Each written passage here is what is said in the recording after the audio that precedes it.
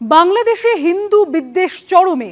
চট্টগ্রামে ইউনূস সরকার আয়োজিত সম্প্রীতি সমাবেশে যেতে বাধা দেওয়া হয়েছে চট্টগ্রাম বিশ্ববিদ্যালয়ের অধ্যাপক ও সাধু সন্তদের, এমনটাই দাবি সনাতনী সমাজের।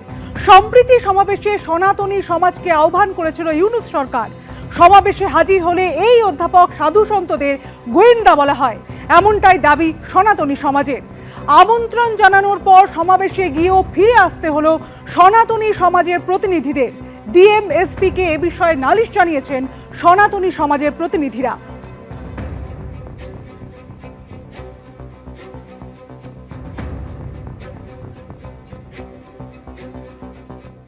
আজকে চট্টগ্রামে যে আইস ফ্যাক্টরি রোডের ওখানে একটি যে সম্প্রীতি সমাবেশ হয়েছে আপনারা জানেন, এবং সেখানে প্রশাসনের পক্ষ থেকে বিশেষ করে জেলা প্রশাসক মহোদয় আমাকে নিমন্ত্রণ করেন এবং আমাকে বলেন আমার সাথে আরও 5-7 জন যে সাধুকে নিয়ে যেতে, এবং তাদের নিয়ে আমি যাই। এবং যাওয়ার পরে সেখান থেকে কিছু ব্যক্তি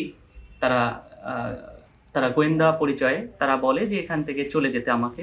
তা আমি আসলে খুবই মর্মাহত হয়েছি, বিব্রত হয়েছি। আমি এটা প্রশাসনের থেকে এটা আশা করি নাই যে আমাদের নিমন্ত্রণ করে এইভাবে আমাদের অপদস্থ করা, এটা আমরা আশা করি নাই।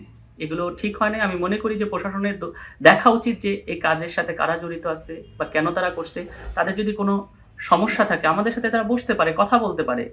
তো এভাবে মানুষকে ডেকে নিয়ে অপমান করার কোনো, আমি মনে করি তাদের কোনো অধিকার নাই। সেই বিষয়গুলো আমি যতদূর দেখেছি যে প্রশাসনে, বিশেষ করে আমার জেলা প্রশাসক মহাশয়ের সাথে যে কথা হয়েছে, তাদেরও আমার কখনো আন্তরিকতার কমতি মনে হয় নাই, বা পুলিশ কমিশনের সাথে কথা বলার পর তাদেরও অনেক আন্তরিক মনে হয়েছে। কিন্তু আমার মনে হয় মাঝখানে এখানে কোনো একটা গ্রুপ এই ঘটনাগুলো ঘটাচ্ছে।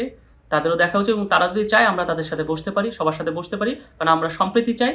এই বিষয়টা আমি মনে করি যেটা হয়েছে হিন্দু সম্প্রদায়ের মানুষের মনের সাধুসন্ত তো বটেই, আমি মনে করি যে তাদের মনেও আঘাত লেগেছে। পুলিশের তল্লাশিতে মালদা থেকে উদ্ধার হয়েছে প্রচুর চোরাই মোবাইল ফোন, নগদ টাকা। আবার জলপাইগুড়িতে মিলেছে আগ্নেয়াস্ত্র, প্রচুর সোনা, মাদকদ্রব্য। এই চোরাই মোবাইল ফোনগুলি কি জঙ্গিদের হাতে যেত? এর সঙ্গে কি কোনোভাবে বাংলাদেশ যোগ রয়েছে? খতিয়ে দেখছেন তদন্তকারী আধিকারিকরা।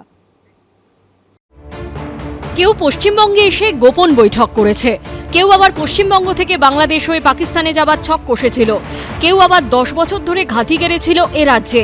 একের পর এক জঙ্গির বঙ্গযোগ নিয়ে যখন ক্রমেই বাড়ছে উদ্বেগ, তখনই মালদার হবিবপুরে ভারত বাংলাদেশ সীমান্ত থেকে উদ্ধার হলো প্রচুর চোরাই মোবাইল ফোন, নগদ টাকা। গোপন সূত্রে খবর পেয়ে শনিবার হবিবপুরের কলাইবাড়ি এলাকায় অভিযান চালায় পুলিশ ও বিএসএফ। পুলিশ সূত্রে খবর, দীপঙ্কর মণ্ডল নামে এক ব্যক্তির বাড়ি থেকে উদ্ধার হয় 52টি মোবাইল ফোন, নগদ 50,000 টাকা এবং 20টি বিদেশি মদের বোতল। এর পেছনে বাংলাদেশ চোখ রয়েছে কিনা খতিয়ে দেখছে হবিবপুর থানার পুলিশ। তবে কি এই চোরাই মোবাইল ফোনগুলি কি চলে যেত জঙ্গিদের হাতে? এর সঙ্গে কি কোনোভাবে বাংলাদেশ চোখ রয়েছে? খতিয়ে দেখছেন তদন্তকারী আধিকারিকরা। মোবাইলের ব্যাপারটা তো ঠিক আছে, মোবাইল ফোন একটা হেল্প, সিম কার্ড একটা বড় হেল্প মানুষের, বাট সিম কার্ড ছাড়াও রেশন কার্ড, আধার কার্ড, ভোটার কার্ড এবং ড্রাইভার লাইসেন্স, এবং শেষমেশ কিছু লোক পাসপোর্টও পেয়ে যাচ্ছে। এগুলো কিন্তু আরও অনেক বড় চিন্তার ব্যাপার। এবং আপনারা আজই দেখছেন যে নানান রকমভাবে টিভিতে বিবৃতি আসছে, কখনো পুলিশ কমিশনার বলছেন, কখনো ডিজি পুলিশ বলছেন। এই যে হট করে এই লেভেলের মানুষেরা এখন টিভির পর্দায় এসে কথা বলছেন, তার মানে নিশ্চয়ই উদ্বেগ রাজ্য সরকারেরও আছে, কেন্দ্রীয় সরকারেরও আছে। অন্যদিকে জলপাইগুড়ির মালবাজারের ডামডিম এলাকায় তল্লাশি চালিয়ে খোঁজ মিলল আগ্নেয়াস্ত্র, প্রচুর সোনা, মাদকদ্রব্য। গোপন সূত্রে খবর পেয়ে ডামডিম এলাকায় মোহাম্মদ রহিম নামে একজনের বাড়িতে তল্লাশি চালায় মাল থানার পুলিশ। উদ্ধার হয় প্রায় 6,000 মাদক ট্যাবলেট, প্রায় 1100 বোতল নিষিদ্ধ কাপ সিরাপ, সোনার নেকলেস, ব্রেসলেট, আগ্নেয়াস্ত্র।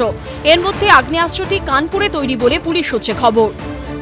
রিভলভার .32 ক্যালিবার স্যার, মোবাইলটা একটু কি জানা, কানপুর। অনেক বেশি মাত্রার মধ্যে এখানে ড্রাগস আইটেম পাওয়া গেছে।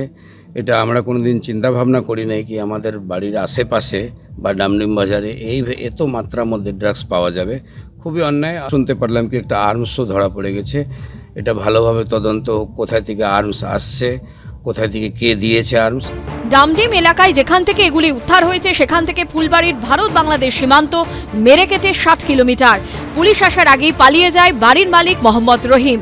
উদ্ধার হওয়া জিনিস কোথায় পাচারের ছক ছিল, কোথা থেকে জিনিসগুলো এখানে এসে পৌঁছেছিল খতিয়ে দেখছে পুলিশ। করুণাময় সিংহ ও রাজা চট্টোপাধ্যায়ের রিপোর্ট, এবিপি আনন্দ।